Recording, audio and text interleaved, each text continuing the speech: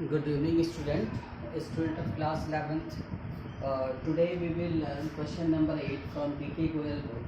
As you know, we are learning journal entry, and in this particular question, we will mainly learn what is trade discount, what is cash discount, and settlement of accounts. देखिए क्या है कि हमने आपको इससे पहले के भी क्वेश्चन में बहुत अच्छे से बताया है कि ट्रेड डिस्काउंट को एक बिजनेसमैन मेंशन नहीं करता। ट्रेड डिस्काउंट क्या होता है? ट्रेड डिस्काउंट वो होता है जो सबको दिया जाता है, वो जो नाम है वो सेल्स को बढ़ाने के लिए दिया जाता है। जैसे इसके लिए मैंने आपको एक बात समझाई कि आप अगर किसी मॉल में जाते हैं, उसमें ऑलरेडी एक किसी भी कमोडिटी पे जो लिस्ट चपकी होती है, उसके ऊपर लगी होती है, उसको बोलते हैं लिस्ट प्राइस। तो आगे लिखा होता है 50% ऑफ, 40% ऑफ। मतलब ये 40% 50% का जो छूट दिया जा रहा है वो सबको दिया जा रहा है, कॉमन दिया जा रहा है। मीन आफ्टर डिडक्टिंग द 40 और 50%, the amount the rate will be considered the exact rate of the commodity. That is why we don't mention the trade discount. तो ट्रेड डिस्काउंट को कहीं मेंशन नहीं करते, जैसे कि हमने लास्ट वीडियो में बताया था, लेकिन कैश डिस्काउंट को मेंशन करते हैं।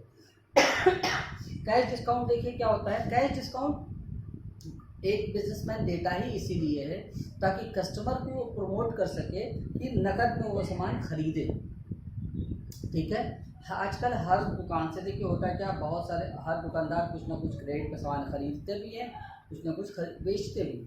तो एक सेलर क्या चाहता है कि जो उसका सामान बिके वो नकद में बिके, कैश में बिके, ताकि उस कैश से फिर से कोई चीज़ लाए और उससे और भी इनकम कर सके। लेकिन बिजनेस में क्रेडिट पे भी सेल करना पड़ता है। तो हम क्रेडिट कैश का जो डिस्काउंट दिया जाता है वो ये लालच देने के लिए कि अगर आप तुरंत पेमेंट करेंगे तो 2% की छूट, 2% का हम आपको डिस्काउंट दे देंगे। तो किसी को अगर 1 लाख रुपया देना है तो सोचेगा 2,000 रुपये मेरा बच जाएगा, दे देते हैं पैसा। तो बस इसीलिए प्रमोट करने के लिए, क्या किसको, इसीलिए प्रमोट करने के लिए कैश डिस्काउंट दिया जाता है।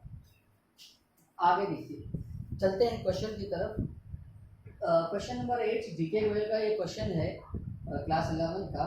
Give journal entries for the following transaction in the books of Raja Ram. किसके बुक में एंट्री करना है? राजा राम के बुक में एंट्री करना है। राजा राम प्रोप्राइटर है, ऑनर है, मालिक।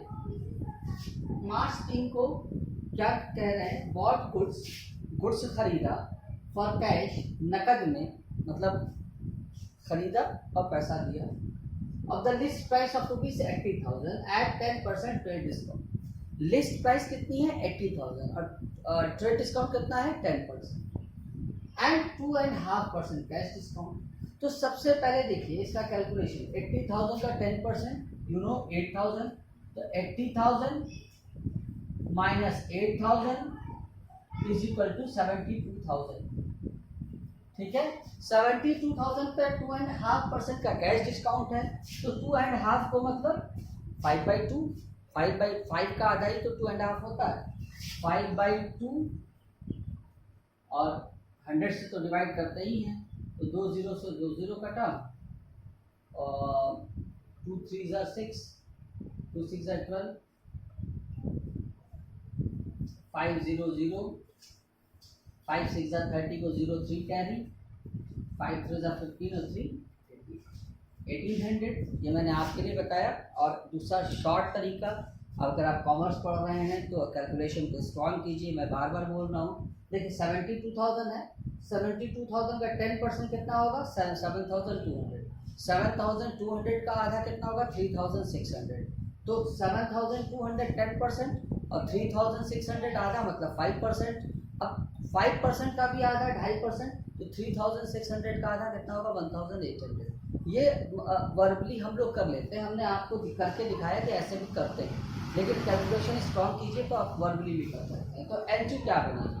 अब एंट्री ये बनेगी कि उसको सिर्फ इतने रुपए के डिस्काउंट, फायदा कितने का हुआ? 1,800 का, तो इसको मेंशन करेंगे और 8,000 को मेंशन नहीं करेंगे। मान लेंगे कि वो गुड्स ही खरीदे हैं 72,000 में।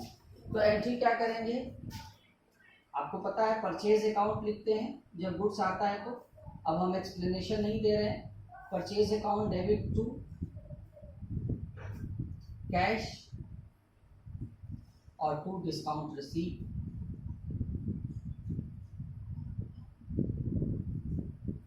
अब देखिए परचेज तो किया 72,000, अब कैश मेरे पास से कितना गया 72,000 में से 1,800 घटा दीजिए, मतलब मीन 70,200। कैश गया 70,200 और 1,800 का हमको डिस्काउंट मिला। अब देखिए एक बार इस क्वेश्चन को हम डबल एंट्री के रूल पर, जो जनरल एंट्री का रूल है, जो डेबिट क्रेडिट का रूल है, उसके हिसाब से मैं सेट करता हूँ। पर परचेज अकाउंट देखिए इन्होंने लिखा है बॉट गुड्स फॉर कैश, नकद में सामान खरीदा, लिस्ट प्राइस 80,000, 10% ट्रेड डिस्काउंट, मतलब ट्रेड डिस्काउंट को घटा दीजिए तो 80,000 का 10% 8,000 घटा दिया 72,000। परचेज किया है, बॉट किया, तो गुड्स मेरे पास आएगा, हमारी ये जो फर्म है इसमें गुड्स आएगा। जब गुड्स कौन सा अकाउंट है, पर्सन तो है नहीं, इसलिए नहीं होगा कि ना तो ये रियल पर्सन ना तो आर्टिफिशियल पर्सन है, और नॉमिनल भी नहीं, ऐसी भी चीज़ नहीं जो नहीं दिखती, तो है क्या रियल अकाउंट। रियल अकाउंट का रूल क्या कहता है, debit what comes in, credit what goes out. तो गुड्स आया, गुड्स को डेबिट करेंगे। तो गुड्स को हम बताया goods in the form of purchase, तो हम परचेज नहीं देते हैं। Goods in the form of purchase return, तो परचेज रिटर्न लिखते हैं। Goods in the form of sales, तो सेल्स लिखते हैं। Goods in the form of sales return, तो सेल्स रिटर्न लिखते हैं। तो goods in the form of purchase है, तो गुड्स को डेबिट ना करके परचेज को डेबिट किया। कैश मेरे पास से गया ना, तो कैश भी रियल अकाउंट है।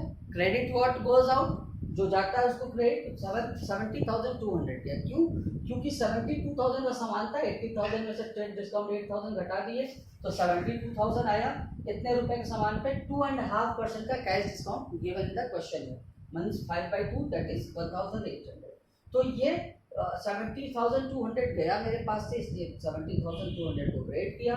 और ये डिस्काउंट भाई हमने जो सामान खरीदा 72,000 का, और उसके बदले में दे रहे हैं 70,200, इसका मतलब 1,800 का हमको प्रॉफिट हो रहा है। तो जब आप नॉमिनल अकाउंट का रूल क्या कहते हैं, all the expenses and losses are debited, सारे के सारे एक्सपेंस और लॉस को डेबिट करो, और सारे ऑल द एक्सपेंसेस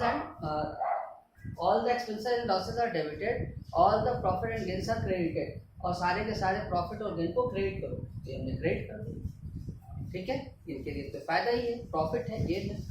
नेक्स्ट है sold goods for cash of the list price of ₹1 lakh at 15% trade discount and 3% cash discount. अब देखिए सोल्ड किया है गुड्स को, लिस्ट प्राइस कितने की 1 लाख और 15% का ट्रेड डिस्काउंट, तो 1 लाख का 15% 15,000 हो जाएगा। तो 1 लाख में से अगर आप घटा देंगे 15,000 तो कितना आ जाएगा 85,000। 85,000 का 3% का आपको इनको कैश डिस्काउंट देना है, तो कितना हो जाएगा 2 0 से 2 0 कटा 300, 3 5 15 को 5 1 कैरी, 3 8 24 और 1 25। ठीक है, तो अब क्या है सोल्ड गुड्स फॉर कैश, इन्होंने अब देखिए 85,000 का इन्होंने बेचा था और इन्होंने छूट कितना लिया 2,550। तो 85,000 में से 2,550 को अगर सब्ट्रैक्ट कर दें 82,450, इतना तो कैश आएगा। तो क्या करेंगे, कैश अकाउंट डेबिट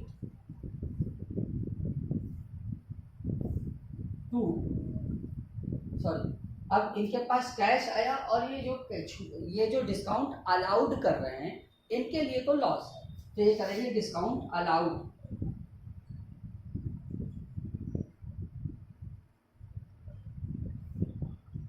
कितना कैश आएगा इनके पास 82,450 और डिस्काउंट ये देंगे 2,550 टू सेल कितने का 85।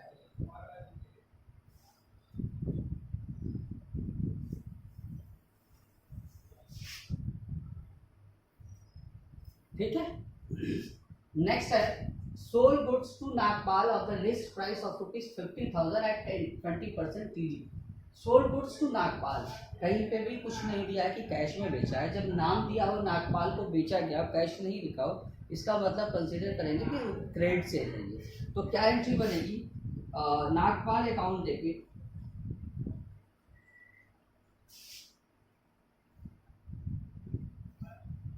To sales. अब देखिए 50,000 है, 20% का TD है, 50,000 का 10% 5,000 और 20% 10,000, मतलब मान लेंगे कि 40,000 का ही ये निकाल।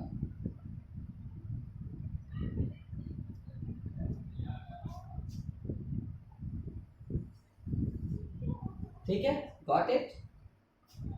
नेक्स्ट है Nagpal return 1/4 of the above goods.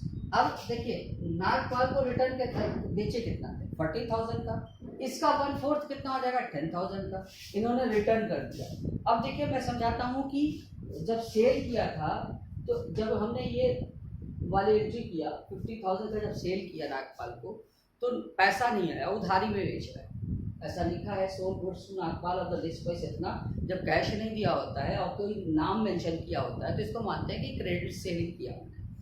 तो क्रेडिट पे बेचा कितने का 50,000 का 20% निकाल दिया 10,000, तो दैट इज 40,000।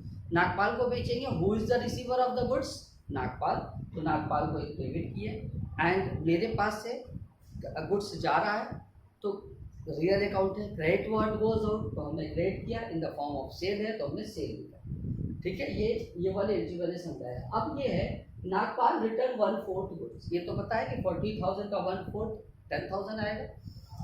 अब देखिए क्या करते हैं, पहले बात तो मेरे पास गुड्स आ जाए हमारी फर्म में, भाई हमने नागपाल नाम का कोई व्यक्ति उसको सेल कर दिया, वो लेके गया, फिर उसने आके वापस कर दिया, तो मेरी वापस जब किया तो मेरी फर्म में गुड्स आया।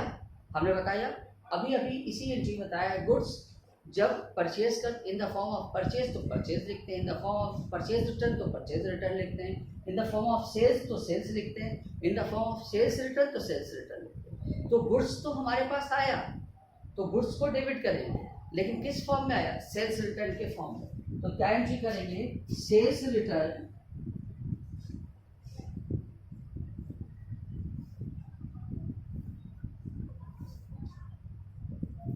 sales return account debit to who is the giver of the goods, Nagpal.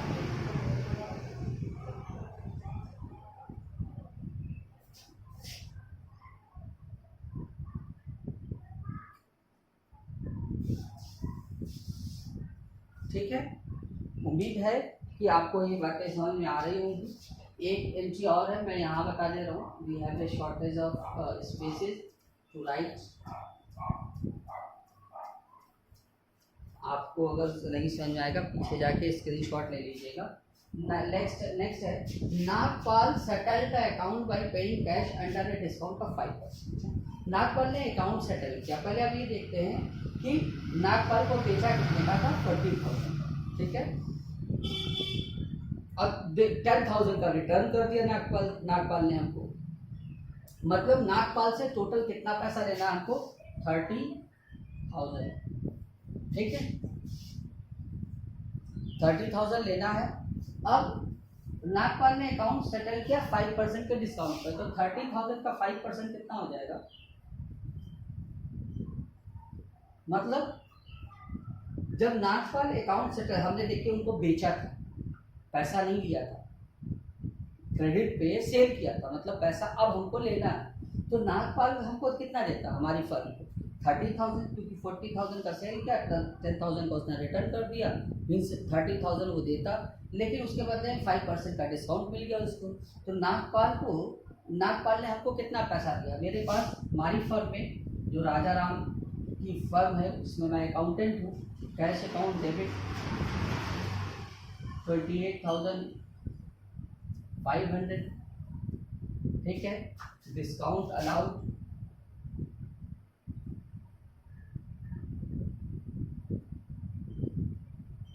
1,500 to Nagpal.